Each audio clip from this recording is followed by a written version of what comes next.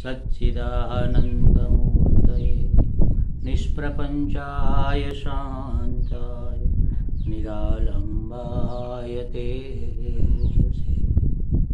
हरिओम प्रभु जी। आज गुरुवार है, अपरोक्षानुभूति चतुर्थ श्लोक चल रहा था और बीच में कुछ डिस्टर्बेंस हो गया तो बात आधी रह गई थी। पहले हम श्लोक का पाठ करेंगे, फिर उसको कंटिन्यू करेंगे। ब्रह्मादिस्थावरान्तेषु वैराग्यं विषयेष्वनु यथैव काकविष्टायां वैराग्यम तद्धि निर्मलम। वैराग्य की बात चल रही है। तो हम देख रहे थे कि नचिकेता, उसका वैराग्य कैसा है। यमराजा ने उसको बहुत सारे ऑफर्स किए कि आप दीर्घ से दीर्घ आयुष्य ले लो, संपूर्ण वैभव जो चाहो आप प्राप्त कर लो, इन अप्सराओं को ले जाओ, हमारे हाथी घोड़ा रथ इत्यादि आप ले लो, लेकिन आप मृत्यु की बात मत पूछो, ज्ञान की, ब्रह्म ज्ञान की बात मत पूछो। तो क्योंकि यह ट्रेड सीक्रेट है, तो फिर नचिकेता ने कहा कि नहीं, आप जो कुछ भी देंगे वह नित्य तो है नहीं, दीर्घ आयुष्य भी लिमिटेड ही होगा, कभी ना कभी तो मृत्यु आएगी ही। ज्यादा से ज्यादा ऐश्वर्य भी नष्ट होने वाला है, ये विषय के भोग क्षणिक सुख देने वाले हैं, मुझे ये नहीं चाहिए, मुझे तो बस, वो तो वैराग्य का अग्नि था। कहा कि मुझे तो बस नचिकेतो मरणम मानुप्राक्षी, हे नचिकेता तुम मृत्यु के बारे में मुझे मत पूछ। लेकिन नचिकेता कहता है कि मुझे तो बस आप साक्षात्कार ही करा दीजिए। तो संपूर्ण आयुष्य भी उसको अल्प लगा, इसलिए कहा कि आपकी अप्सरा अपने पास रखो, आपके रथ हाथी घोड़ा ऐश्वर्य जो भी है आप अपने पास रखो, अपने पास ही रहने दो, मुझे नहीं चाहिए, मुझे तो आप ज्ञान ही प्रदान कीजिए। देखो प्रभु जी, जब उत्कृष्ट भी नहीं, सर्वोत्कृष्ट की प्राप्ति करनी है तो निकृष्ट तो छोड़ना पड़ेगा। दोनों पलड़े में पांव तो रह नहीं सकते। आप संसार में भी रहो और संसार के भोग संग्रह आदि करते रहो और चाहो कि हमें वैराग्य प्राप्त हो जाए, हमें ब्रह्म ज्ञान प्राप्त हो जाए, तो ये होने वाला नहीं है। जिस कारण से हम अपने स्वरूप से विमुख हो गए हैं, जिस कारण से हमें अपना स्वरूप भूल गया है, उस कारण को निवृत्त किए बिना वापस स्मृतिर्लब्धा कैसे होगा। उस कारण हम क्या चाहते हैं, देख लो, आप अपने अंतःकरण में झांक कर देख लो कि माया कैसा काम करती है, हमारी वासना कैसे हमें ठगती है। क्या करती है कि हम सत्संग में तो जाते हैं, स्वामी महात्माओं को सुनते भी है और पढ़ते भी है, ब्रह्म विद्या की पुस्तकें, हमें लगता भी है कि ना बात तो सही है, बिल्कुल सही है, यही होना चाहिए और ऐसे ही होना चाहिए, लेकिन संसार छोड़ना नहीं चाहते। संसार को भी पकड़े रहना है और वैरागी भी हो जाना है। ये दो बातें कैसे हो सकती है। कोई कहे मैं जहर भी खा लूं और मैं मरूं भी नहीं, तो जहर खाते रहते हैं और मरते रहते हैं। संसार एक प्रकार का जहर ही तो है। जहर में क्या होता है कि इंसान की मृत्यु होती है। तो संसार में पल पल हम मरते रहते हैं। किसके लिए मरते हैं? विषयों के लिए, भोग के लिए, सुख के लिए, सलामती के लिए, परिवार के लिए, अपनों के लिए, अपनी अहमता के लिए, अपनी ममता के लिए पल पल मरते रहते हैं, मरे जा रहे हैं बिल्कुल, और कहते हैं कि हम अमर हो जाए। कैसे होंगे? पहले मरना छोड़ो, तभी तो अमर होंगे। तो सर्वोत्कृष्ट की प्राप्ति के लिए जो निकृष्ट है उसको छोड़ने की हमारी अगर तैयारी नहीं है तो फिर वैराग्य कैसे होगा। और साधन चतुष्टय प्राप्ति के बगैर तत्वबोध होगा नहीं, तत्व निर्णय ही नहीं होगा। तत्वबोध की तो बात ही अलग है, निर्णय भी नहीं होगा, विवेक ही नहीं होगा कि क्या सद वस्तु है, क्या असद वस्तु, क्या चाहिए क्या नहीं चाहिए। आज भी हम वास्तव में ठीक ठीक से नहीं जान पा रहे कि हमें क्या चाहिए। आप देख लो कि वास्तव में आपको क्या चाहिए। जो चाहिए, जैसे समझो कि आपको प्यास लगी है और इतनी जोर से प्यास लगी है कि अब आप रह नहीं सकते, तो आपको क्या चाहिए? पानी चाहिए। तो आप प्यास को बुझाने का प्रयत्न करेंगे ही करेंगे। उठकर मटके के पास जाएंगे, पानी भरेंगे, पानी पिएंगे, तब माना जाएगा कि आपको पता है कि आपको क्या चाहिए। अगर हमें अमरता चाहिए, अगर हमें सजगता चाहिए, अगर हमें आनंद, कैसा अखंड आनंद चाहिए जिसमें कोई खंड ना हो, एक रस एक समान रहे, कभी ज्यादा कभी कम, ऐसा भी नहीं, एक रस अखंड आनंद अगर हमें चाहिए, नित्य आनंद हमें चाहिए और सहज आनंद हमें चाहिए, तो फिर क्या करना होगा? अगर हमें अमर होना है, नहीं मरना है, तो मर्त्यत्व के भाव को छोड़ना होगा। हमें मर्त्य भी बने रहना है और अमर भी होना है। दोनों बातें कैसे हो सकती है?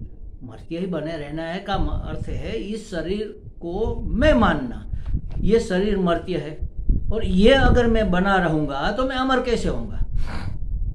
क्योंकि ये जन्मा है तो कभी ना कभी तो जाएगा ही।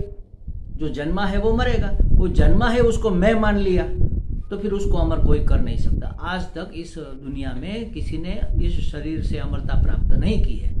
सृष्टि का सर्जन जब से हुआ तब से लेकर आज तक, और फिर भी हम बेवकूफ़ है, चाहते हैं कि इस शरीर से हम अमर हो जाए, हम कभी बूढ़े ना हो, हम कभी मरे नहीं, हम कभी बीमार ना हो, हम कभी अशक्त ना हो, ये चाहते हैं। हमारी इंद्रियां कभी विक ना हो जाए, इंद्रियां सशक्त रहे और हम भोग भोगते रहे। कैसी बेवकूफ़ी कर रहे हैं देख लो। और हम चाहते हैं कि हम सजग रहे, जागृत रहे, सभान रहे और मूर्खता छोड़ना नहीं चाहते। ज्ञानी बनना चाहते लेकिन मूर्खता छोड़ते नहीं, और आनंद चाहते हैं, स्वाधीनता चाहते हैं और पराधीन बने रहते, विषयों के अधीन रहते, विषयों से सुख चाहते हैं। वो सुख देगा तब मैं सुखी होऊंगा, वो मुझे स्वीकार करेगा तब मैं सुखी होऊंगा। तो ये निकृष्ट को छोड़े बगैर उत्कृष्ट की प्राप्ति नहीं होगी। हम ये उदाहरण देख रहे थे कि बच्चे ने एक छुरा पकड़ लिया है, धार की ओर से पकड़ा है, हैंडल की ओर से नहीं पकड़ा। अब माँ ने देखा तो दौड़ कर आई, अगर वो छीनेगी उसके हाथ से ये छुरी तो उसके उंगलियां, उसके हाथ कट जाएंगे क्योंकि ये धारदार छुरा है। अब क्या करें? तो इस छुरे में उसकी जो आसक्ति हो गई है बच्चे की, उससे बड़ी आसक्ति किसी और में अगर करवाई जाए तो वह अपने आप उसको छोड़ देगा। जैसे कि उसको एक बहुत बढ़िया झुनझुना दे दिया जाए, रंग बेरंगी है, म्यूजिक भी बहुत अच्छा उसमें से निकलता है, और बजा कर दिखा दिए, देखो कितना अच्छा है, देखो कितना अच्छा है। हाँ, वो देखेगा आश्चर्य से भरकर, फिर वो छुरा छोड़कर इसको पकड़ने आएगा। तो ये होता कब है?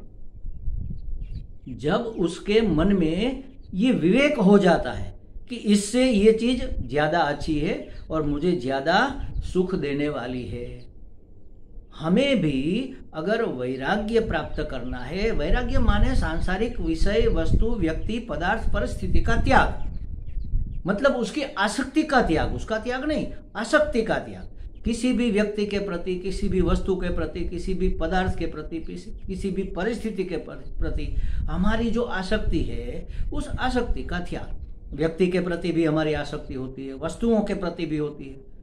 हमें अपने तकिए के बगैर नींद नहीं आती, ये आसक्ति है, ये आदत डाल दी है हमने, आसक्ति आदत में बदल जाती है। व्यक्ति, वस्तु, पदार्थ, कई पदार्थ इस दुनिया में, उसमें कुछ एक ऐसे है जिसके प्रति हमारी आसक्ति है। किसी परिस्थिति के प्रति भी हमारी आसक्ति है कि भाई हमारे कमरे में इतना टेम्परेचर ही रहना चाहिए, इससे ज़्यादा नहीं, इससे कम नहीं, ये परिस्थिति हमें चाहिए। इसमें अगर लाइट चली गई और एसी बंद हो गया तो परेशान, क्योंकि हम परिस्थिति के गुलाम हैं। हमें शांति चाहिए और कहीं आसपास में ढोल नगाड़े बज रहे तो हम परेशान, क्योंकि हमें शांति चाहिए। ऐसी परिस्थिति चाहिए जिसमें कोई आवाज़ ना हो, ऐसी परिस्थिति चाहिए जो हमें सब लोग चाहने लगे, और नहीं चाहते, किसी और को चाहने लगे, मर गए, परेशान। तो इस आसक्ति का त्याग, इसका त्याग हुए बगैर उत्कृष्ट की प्राप्ति नहीं होगी। और त्याग कब होगा? जब वैराग्य होगा। बिना वैराग्य के, विवेक युक्त वैराग्य के बिना हम कोई निश्चय नहीं कर सकते कि हमारे लिए क्या उत्कृष्ट है और क्या निकृष्ट है। तो राग द्वेष रूप मल को मिटाकर चित्त को निर्मल करने की औषधि है ये वैराग्य। अच्छा, ये क्यों चाहिए हमें? विवेक करना माने यथार्थ निश्चय करना। यथार्थ निश्चय करने के लिए भी राग द्वेष रहित वैराग्य युक्त अंतःकरण चाहिए। उसके बगैर हम सही डिसीजन भी नहीं ले सकेंगे। जिसके प्रति राग होगा, डिसीजन उसके पक्ष में चला जाएगा। जिसके प्रति द्वेष होगा, हमारा निश्चय उसके विरुद्ध में चला जाएगा। तो बिल्कुल ही यथार्थ निर्णय नहीं हो पाएगा। यथार्थ निर्णय, यथार्थ निश्चय करने के लिए हमें निश्चय करना है। हमने निश्चय क्या किया कि हमें ब्रह्म विद्या प्राप्त करनी है। अब यह निश्चय दृढ़ नहीं है। क्यों दृढ़ नहीं है? क्योंकि हमारे अंतःकरण में राग द्वेष रूपी मल रहे हुए हैं। अगर ये निर्मल नहीं होंगे, हमें राग से मुक्ति, वैराग्य से मुक्ति, उसी का नाम राग से मुक्ति, द्वेष से मुक्ति, इसी का नाम वैराग्य है।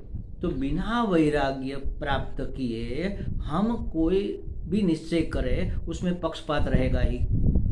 अगर निष्पक्ष और यथार्थ निर्णय अगर हमें करना है कि हमें क्या करना चाहिए और हम क्या करना चाहते हैं, तो उसके लिए वैराग्यवान अंतःकरण होना चाहिए। ये अपेक्षा है, ये अपेक्षित है। इसके बगैर आप यथार्थ निर्णय नहीं कर सकेंगे।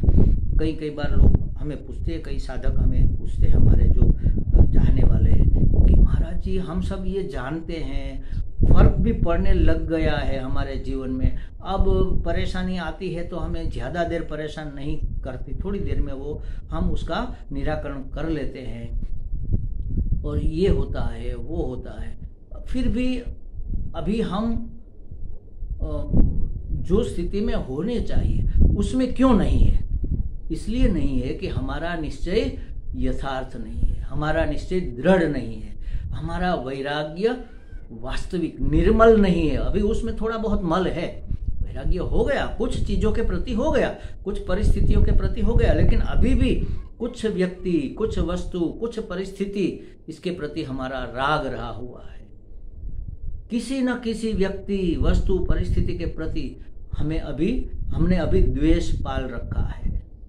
देखो हमने कितना अच्छा किया, ये सब किया, वो सब किया, और वो है कि हमें भाव ही नहीं देते। तो ये द्वेष की बात हो गई।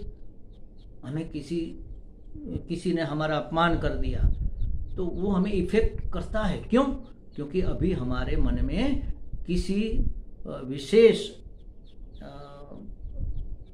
भाव, किसी के हृदय में हमारे लिए विशेष भाव हो, ऐसा हम चाहते हैं, और वो नहीं होगा तो हमें ठीक नहीं लगेगा। तो हम यथार्थ निर्णय नहीं कर पाते बिना वैराग्य के। तो वैराग्य इसलिए जरूरी है। वैराग्य माने राग द्वेष रहित अंतःकरण के बिना हम यथार्थ निर्णय भी नहीं कर पाएंगे कि हमारे लिए क्या सही है और क्या सही नहीं है, क्या हमारे लिए हितकारी है और क्या हमारे लिए हितकारी नहीं है, क्या हमें करना चाहिए और क्या हमें नहीं करना चाहिए। अब पहले तो हम ये भी नहीं जानते कि हम क्या करना चाहते हैं, ये भी हम डिसीजन नहीं ले पाएंगे बिना वैराग्य के। तो वैराग्य का मतलब है किसी वस्तु व्यक्ति को छोड़ना नहीं है, किसी परिस्थिति से भाग खड़े होना नहीं है। संसार से भाग कर जाओगे कहाँ? जहाँ जाओगे संसार तो अपने दिमाग में भरा हुआ है। गुफा में जाकर बैठ गए, लेकिन यहाँ तो सब भर कर ले जा रहे हैं। हमारे सदगुरु पूज्य स्वामी दयानंद जी महाराज कहते थे कि आदमी घर से निकलता है ऋषिकेश शिविर के लिए, साधना के लिए, लेकिन एक टिकट लेता है और पूरे परिवार को साथ में लेकर चलता है। वो कैसे? यहाँ पर सब साथ में 10-10 मिनट में फ़ोन करेगा कि भाई वो बच्चे ने वो खाना खा लिया कि नहीं खा लिया, बड़ा लड़का घर पे आ गया कि नहीं आ गया, अभी वो बाहर ही घूम रहा है, उसकी चिंता, उसका सब लेकर साथ में घूमते हैं। पत्नी से बातें करते रहते, पुत्र से बातें करते रहे, मित्र से बातें करते रहे, उसका क्या हुआ और इसका क्या हुआ, दुकान का क्या हुआ, बिजनेस का क्या हुआ, ये वो सबको साथ में लेकर चलता है। तो कहीं पर भी जाओ, आप उसको छोड़कर कहीं जा नहीं सकते। उसकी आसक्ति का त्याग करना यही सबसे बड़ा त्याग है और यही यथार्थ त्याग है। यह डिसीजन आप कब ले सकेंगे? जब आप वैराग्यवान होंगे तब। तो कहते हैं कि ये वैराग्य कैसे प्राप्त होगा भाई? ऐसा वैराग्य कैसे प्राप्त होगा? बिना विवेक के वैराग्य क्या हमारे लिए सही है, क्या गलत है, ये हमें चाहिए तो हमें पहले विवेक करना चाहिए। तो वैराग्य के बिना यथार्थ डिसीजन नहीं होगा, यथार्थ निर्णय के बिना हम आगे नहीं बढ़ पाएंगे। तो यथार्थ निर्णय करने के लिए वैराग्य चाहिए। वैराग्य कैसे आएगा? कैसे ये आसक्ति छूटे? अब जो लग गई है उसको छोड़ना है। हमारे एक महात्मा, वो तो मजाक में कहते थे, ये आसक्ति है ना महाराज, वो आ तो सकती है लेकिन जा नहीं सकती। समझ गए? आसक्ति आ तो सकती है लेकिन जा नहीं सकती, उसको निकालना पड़ता है। अपने आप आएगी लेकिन अपने आप जाएगी नहीं, उसको छोड़ना पड़ेगा, उसका तिरस्कार करना पड़ेगा, उसको भगाना पड़ेगा। कैसे वो जाएगी? तो विवेक से जाएगी। इसलिए वैराग्य के बाद अब दूसरा साधन विवेक के बारे में यहाँ पर 5वें श्लोक में कहते हैं। अपरोक्षानुभूति का 5वां श्लोक आप निकालिए, उसको पहले पढ़ेंगे, उसका शब्दार्थ देखेंगे, फिर विवेक के बारे में आगे चर्चा करेंगे। नित्यमात्म स्वरूपम ही दृश्यम तद्विपरीतगम एवं यो निश्चय सम्यक विवेको वस्तु न स वै। क्या कहा? नित्यम आत्मस्वरूपम ही, आत्मम स्वरूपम ही नित्यम, आत्मा का स्वरूप ही नित्य है, आत्मस्वरूप ही नित्य है। और दृश्यम तत् विपरीत गम, और जो दिखता है वह उससे विपरीत स्वभाव का, माने कि अनित्य है। दृश्य संसार, दृश्य जगत, दृश्य पंच महाभूतों का ये जो प्रपंच हमें दिख रहा है वह अनित्य है। इससे विपरीत स्वभाव का, माने इसके विरुद्ध स्वभाव का, अनित्य स्वभाव का है दृश्य जगत। तो आत्म स्वरूपम ही नित्यम, आत्मा का स्वरूप ही नित्य है। दृश्यम तत् विपरीत गम, दृश्य जगत उससे विपरीत स्वभाव का अनित्य है। एवं यह निश्चय, ऐसा जो निश्चय है, निश्चय माने बिल्कुल निश्चित बात हमारे दिमाग में बैठ जानी चाहिए कि आत्मा, आत्मस्वरूप जो है वही नित्य है और दृश्य जगत अनित्य है। ऐसा जो निश्चय है, स वै वस्तु न ते सम्यक विवेक, वही आत्म वस्तु का सम्यक विवेक है। वस्तु माने आत्म वस्तु, स वै वस्तु न सम्यक विवेक, वही आत्म वस्तु का सही सही विवेक है। अब विवेक को समझते हैं। आत्म स्वरूप कैसा है? अविनाशी है। अविनाशी जो कहा ना, आत्मा स्वरूप ही नित्यम है। नित्यम माने अविनाशी, जिसका कभी नाश नहीं होता। और प्रतीत होने वाला पंच महाभूतों का यह जड़ जगत दृश्य है। उसको अनित्य नहीं कहा, देख लो, उसको कहा दृश्य है, वह उसके विरुद्ध स्वभाव का। इसका मतलब क्या हुआ कि आत्म स्वरूप जो नित्य है वह दृष्टा है, और जड़ जगत जो अनित्य है वह दृश्य है।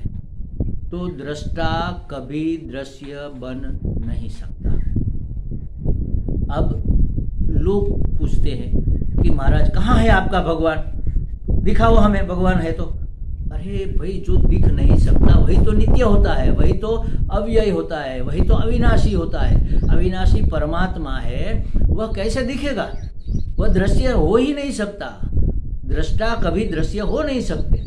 आप अपने आप को दिखाओ, चलो दिखाओ, कहाँ हो आप? हम कहेंगे ये रहे हम, ये तो आपका शरीर है। अरे ये जो हम देख रहे हैं, देख तो आंखें रही है, कहाँ हो आप? आत्मा को भी हम दिखा नहीं सकते, मैं को दिखा नहीं सकते, और परम आत्मा की बात कर रहे हैं कि दिखाओ, अपने परमात्मा है तो हमें दिखाओ, भगवान है तो दिखाओ, परमात्मा है तो दिखाओ, कहाँ पर है? अरे जो दिखता है वह वास्तविक नहीं होता। वास्तविक माने वह वस्तु नहीं है, आत्म तत्व नहीं है। जो आत्म तत्व है वह दृश्य नहीं हो सकता। इसलिए कहा आत्मस्वरूपम ही नित्यम, आत्मस्वरूप जो नित्य है, आत्मस्वरूप ही नित्य है। दृश्यम तद विपरीतगम, जो दृश्य है इससे विपरीत है। विपरीत माने अनित्य है, दृश्य है वह अनित्य है, परमात्मा तो नित्य है, वह दृश्य कैसे होगा? तो वह दृश्य हो नहीं सकता, वह अनित्य हो जाएगा दृश्य होगा तो इसलिए कहा कि जड़ जगत जो है वह आत्मा वस्तु से विपरीत स्वभाव का, माने कि अनित्य है। तो एकमात्र नित्य वस्तु आत्मा है, बाकी सब अनित्य है। और अनित्य आता है जाता है, आएगा हमें पसंद आएगा, हमें ठीक लगेगा, हमें सुख देने वाला लगेगा तो हमें उसके साथ आसक्ति हो जाएगी, हमारी उसके साथ आसक्ति हो जाएगी। और आसक्ति फिर वह जाएगा ही, क्योंकि वह आने जाने वाला जो जाएगा तो फिर दुख देकर जाएगा। किसी प्यारी चीज छूटती है तो खुशी होती है क्या? गम होता है, दुख होता है। तो अगर दुखी नहीं होना है तो आने जाने वाली चीजों के पीछे नहीं पड़ना, उसके प्रति आसक्ति नहीं करना, उसके प्रति राग नहीं करना, उसके प्रति वैराग्य प्राप्त करना चाहिए। और जो नित्य है, जो कभी जाते ही नहीं, वह आत्मा के प्रति, परमात्मा के प्रति अनुराग पैदा करना। एक के प्रति विराग, एक के प्रति अनुराग। इसके बगैर आपका वैराग्य भी अधूरा रहेगा, क्योंकि मन कभी न कभी, कहीं न कहीं, किसी न किसी में तो फंसेगा ही। और कहीं न कहीं फंसेगा माने इस संसार में, किसी वस्तु में, किसी व्यक्ति में, किसी पदार्थ में, किसी परिस्थिति में उसको अच्छा लगेगा, सुखद लगेगा तो उसकी आसक्ति करेगा ही। तो इन सभी जड़ जगत से विमुख होकर, विराग होकर परमात्मा में अनुराग कर लेना, तभी वैराग्य परिपक्व होगा। तो कहते हैं कि आत्मस्वरूप अविनाशी है और प्रतीत होने वाला दृश्य, ये जड़ जगत, जड़ पदार्थ आत्मस्वरूप से विपरीत स्वभाव का, माने कि विनाशी है। और दोनों पदार्थ के स्वरूप को, एक विनाशी है, एक अविनाशी है। क्या विनाशी है? जो भी दिख रहा है, जो भी जड़ है, जो भी पंच महाभूतों के प्रपंच से बना है, माने कि पूरा जगत, और उसको ऐसे भी कहते हैं नाम रूपात्मक जगत। जो भी है उसका कोई एक रूप होगा, जिसका रूप होगा उसका कोई एक नाम भी होगा। तो नाम रूपात्मक जगत एक वस्तु हो गई, और परमात्मा या आत्म तत्व ये दूसरी वस्तु हो गई। अब नाम रूपात्मक जगत विनाशी है, जड़ है, आने जाने वाला है, फंसाने वाला है। आत्मस्वरूप चेतन है, अविनाशी है, मुक्त करने वाला है। ये पराधीन करता है जगत, आत्मा स्वाधीन करता है, हमें स्वतंत्र करता है। हमें चाहिए क्या? स्वाधीनता चाहिए। क्या चाहिए? आनंद चाहिए। कैसा आनंद चाहिए? जो आए लेकिन कभी जाए नहीं। क्या नहीं चाहिए? दुख नहीं चाहिए, गमगिनी, परेशानी, शोक, ये विक्षेप, ये सब नहीं चाहिए। तो वह ऐसे जाए, ऐसे दुम दबाकर भागे कि वापस फिर न आए। तो ये आत्मा है, ये अनात्मा है, ये चेतन है, ये जड़ है, ये नित्य है, ये अनित्य है, ये नित्य सुखद है, ये अनित्य सुखद। कभी कभी सुख, वैसे तो सुखद है ही नहीं, लगता है सुख मिलता है इसमें से, वास्तव में नहीं मिलता। तो ये सुखद है, माने कि आनंद स्वरूप है, और ये आनंद का भ्रम है। तो ऐसा दृढ़ निश्चय हो जाए, ऐसा दोनों पदार्थों के स्वरूप के विषय में संशय ही न रहे, विपर्य ही न जगे। संशय विपर्य रहित निश्चय को ही विवेक कहते हैं। ये हुई विवेक की व्याख्या। किसको विवेक कहते हैं? किसी भी व्यक्ति, वस्तु, पदार्थ, जड़ जगत के स्वरूप के बारे में और आत्मा के स्वरूप के बारे में हमारा दृढ़ निश्चय हो जाए, दोनों के बारे में, कि ये ऐसा ही है और यह ऐसा ही है। ये दृढ़ निश्चय हो जाना विवेक है। दो चीजें मिली हुई है, उसको अलग अलग करके फिर दोनों को सही रूप में पहचानना, सही वैल्यू उसकी करना, उसको कहेंगे विवेक। जैसे हमारे यहाँ मग चोखा ऐसा कहते हैं, चावल और मूंग की दाल दोनों मिलाकर खिचड़ी बनती है, दोनों मिल गए हैं, अब उसको अलग करना है तो सफ़ेद सफ़ेद चावल को इधर कर दो और दाल है मूंग वो हरे होते हैं उसको इधर कर दो, या तो छिलके वाले नहीं है तो पीले होंगे, तो पीली दाल को इधर कर दो, हरे चावल को इधर कर दो, दोनों अलग कर दिया तो दोनों का विवेक हो गया। अब गेहूं लेकर हम आए, उसमें कंकड़ भी बहुत है, तो हमने एक जगह उसको ढेरी करके फिर उसमें से कंकड़ बीनना शुरू कर दिया, बीनते बीनते कंकड़ को साइड में रख गए और गेहूं को इधर निकालते गए। अब क्या करना है, कंकड़ को भी संभाले रखना है क्या? नहीं, उसको छोड़ देना है, उसको त्याग देना है, उसको फेंक देना है और गेहूं को संभाल कर रखना है। ये विवेक माने सिर्फ अलग अलग करना नहीं है, अलग अलग करके जो सही है उसको स्वीकार करना है और जो सही नहीं है उसको त्याग करना है, इसी का नाम विवेक है। दोनों का क्वालिटीज, दोनों के गुण अवगुण ठीक से जानकर हमारे लिए क्या त्याज्य है और क्या ग्राह्य है ये तय करना और उसके हिसाब से आगे बढ़ने का नाम भी। सिर्फ देख लिया और जान लिया और माना नहीं ना, सिर्फ जान लिया कि हाँ परमात्मा वस्तु बहुत बढ़िया है और ये जगत तो निकम्मा है, लेकिन मानते कहाँ पर है? जानता तो सब है, मानता कौन है भाई? जो नहीं मानेगा वो समझा कैसे कहा जाएगा? समझ का नाम ही तो ज्ञान है। जानना भी है और मानना भी है, तब उसको कहेंगे समझे, और समझ का नाम ही ज्ञान है। तो विवेक सिर्फ जानना नहीं है, मानना भी है, तब इसको विवेक कहेंगे। हम कहेंगे नहीं हमें तो विवेक हो गया, संसार मिथ्या है, ब्रह्म सत्य जगत मिथ्या, ब्रह्म सत्य है जगत मिथ्या है, हमने जान लिया, लेकिन माना कहाँ? अगर मिथ्या है तो उसके पीछे क्यों पड़े हो?